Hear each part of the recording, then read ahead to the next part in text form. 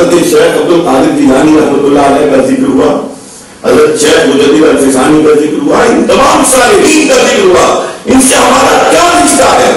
ان سے یہی رشتہ ہے کہ یہ محمد رسول اللہ کے سچے غلام تھے، اور جو سرکار کا سچا غلام ہے وہ ہمارے سر کا تاج ہے. اسی لیے ان سے محبت کرتے ہیں کہ حضور صلی اللہ علیہ وسلم کی بارگاہ کے جارو دش ہے.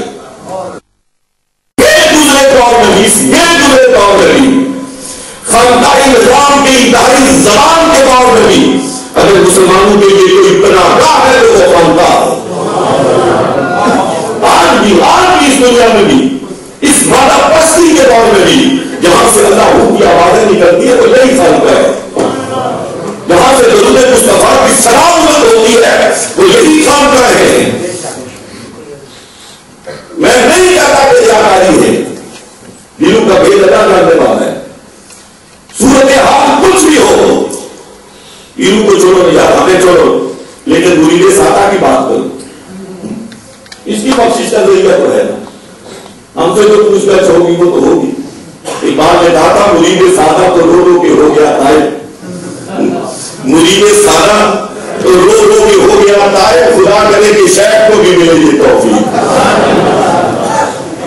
باقی شروع کی بات بڑے بڑے کاملین موجود ہیں. یقین کیجیے جو قیامت نہ آنے کا سبب ہے وہ دن اللہ اللہ کرنے والوں کی موجودگی ہے. بڑے موجود ہیں. ممکن ہے کسی خانقاہ میں سجادہ نشینی کے طور پر آپ کو نہ ملے، کوئی ٹھیلا لگائے ہوئے ہو، کوئی کہیں مزدوری کر رہا ہو اور قرب خدا کی وہ منزلیں طے کر چکا ہو کہ اگر معلوم ہو جائے تو دنیا اس کے قدموں پہ گر پڑے. اگر اجازت ہو تو صرف ایک بات آپ کرتے ہیں، صرف ایک بات.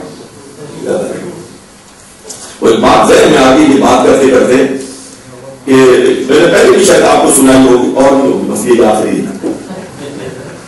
حضرت شیخ عبد القادر جیلانی رحمۃ اللہ تعالیٰ ہے ایک مسجد میں تشریف فرما تھے. باہر سے ایک لکڑہارا فقیر ہے، اس نے لکڑیوں لکڑیاں اس نے باہر رکھی. آپ نے نظر دوڑائی تو دیکھا کہ بھائی فقیر ہے، لکڑیاں بیچنے والا ہے، کوئی خاص توجہ نہ فرمائی. وہ اندر آ گیا، وضو کرنے لگا.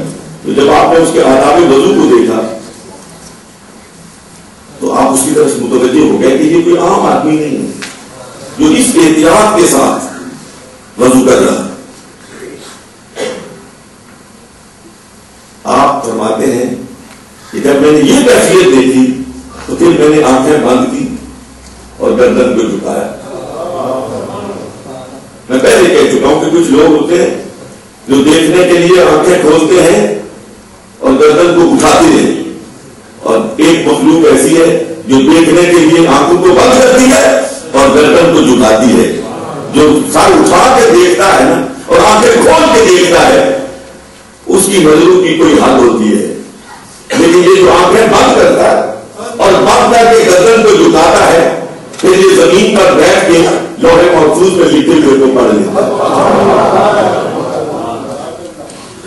آپ نے اس کی باطنی کیفیت کو دیکھا، اس نے سنتیں ادا کی. سنتیں ادا کرنے کے بعد آپ نے اس سے ارشاد فرمایا بابا نماز پڑھو. اس نے عرض کیا حضور آپ کی موجودگی میں نماز پڑھا رہا ہوں. آپ نے ارشاد فرمایا بابا آنکھ والے سے بات کر رہے ہو، کسی اندھے سے کوئی بات کر رہے ہو. میرا دل چاہتا ہے نماز پڑھا اور میں تیرے پیچھے نماز پڑھوں. بابا آگے کھڑا ہو گئے، لیکن رکوع اور سجود اس نے شرعی اقتدار سے کہیں زیادہ نہ دیکھی. نماز ختم ہوئی. حضرت نے فرمایا بابا جی آپ کے پیچھے پتا سب تھا، میرے اور آپ کو سمجھانے کے لیے یہ مکالمہ ہو رہا ہے.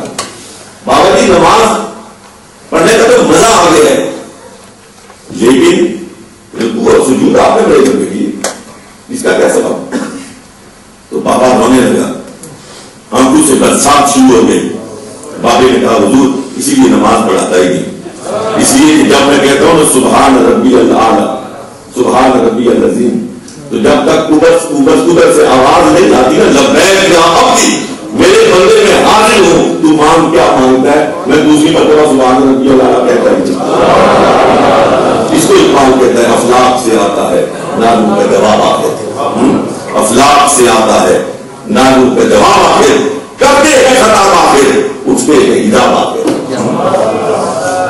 پھر جب یہ مقام نصیب ہوتا ہے نا تو اس وقت صوفی میں ساری دنیا سے بے نیاز ہو جاتا ہے. دو عالم سے کرتی ہے بیگانہ دل کو, دو عالم سے کرتی ہے بیگانہ دل کو اگر چیز ہے حضرت آشنائی. جب یہ حضرت آشنائی مل جاتی ہے نا تو پھر آپ نے دیکھا ہے کہ پھر صوفی بادشاہوں کے دروازے پہ نہیں نظر آتے, پھر بڑے بڑے بادشاہ صوفیوں کے دروازے پہ نظر آتے ہیں, صوفیوں کے دروازے پہ نظر آتے ہیں.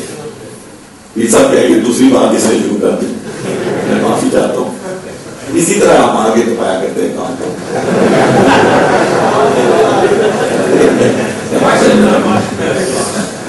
انشاءاللہ ابھی 4-5 روز سے آج میرا آواز بھی میرا ساتھ نہیں دے رہا ہے, تو انشاءاللہ اگلے 3-4 روزوں میں جو کچھ میرے ذہن میں ہے وہ آپ کی خدمت میں عرض کرنے کی کوشش کروں گا انشاءاللہ العزیز.